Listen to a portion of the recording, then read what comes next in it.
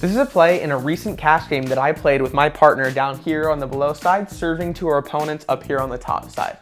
I'm going to start off this point by serving the ball. I'm not really going to try and do anything super special with my serve. I'm not trying to really get him to do serve up a weak return or anything like that. I'm just going to try and serve the ball deep to give myself time for my third shot. So that's what I end up doing. I'm going to serve the ball back deep in the court like that. And because this is mixed doubles, usually what I tend to do in these points is take more of the third balls because I like that my forehand is in the middle better and I have a little bit more confidence in my third shot. So I'm going to crowd the middle a little bit, and I know based off of previous points in this match, we've been winning a lot of them when I hit a drive. So that's kind of what I'm thinking in this point is I'm going to end up hitting a third shot drive. Whether I'm gonna try and really crank the ball or just get the drive in really doesn't matter yet. I'm waiting to see what kind of return we get back. But in my head right now, I'm thinking, okay, I'm going to drive this third ball. I'm not sure where yet. It really does depend on the return, but I'm going to drive it. So what ends up happening is my opponent is going to end up hitting a pretty weak return to about there in the court. And it's a little bit lofty. It's gonna sit up for me a little bit. So at this point, I'm going to try and apply some pressure with my drive. So this is a play that we actually called the bully in the Doubles Playbook. Hey, real quick, before we get back to the video, I just wanna let you know about something really interesting that we're doing in the year 2025. Every month in 2025, we're going to be giving away one of our signature paddles, the Spin Boss Pro. So if you're interested in winning one of these for free, go ahead and hit the subscribe button and hit the bell to always be notified when we upload a new video. With that said, let's get back to the video. In this scenario, I'm definitely thinking, okay, I'm gonna try and apply some pressure and I'm going to try and hit through them. That's what the bully play is. It's literally just me and my partner. I'm going to hit something aggressive. We're gonna move up and we're gonna look for another ball to be aggressive on.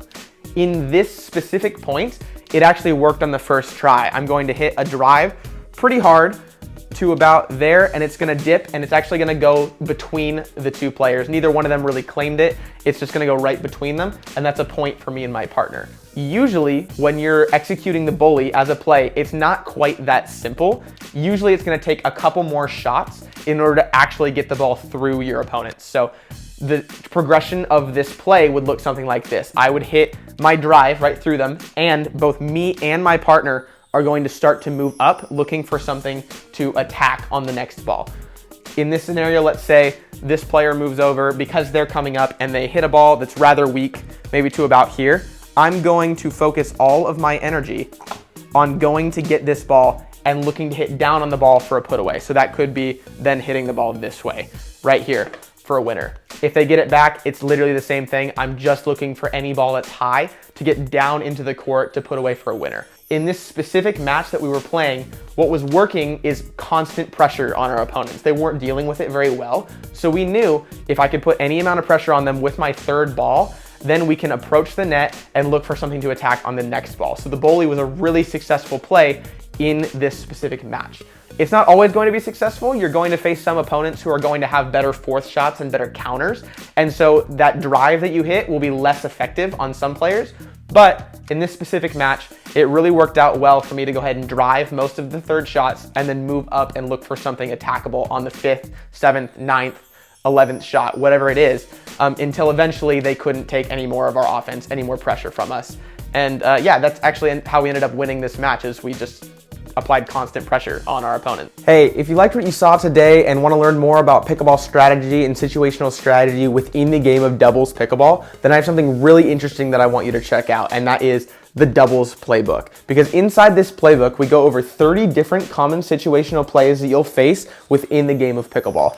And the reason this book is so great is because we have a couple different opportunities that you can do within the book.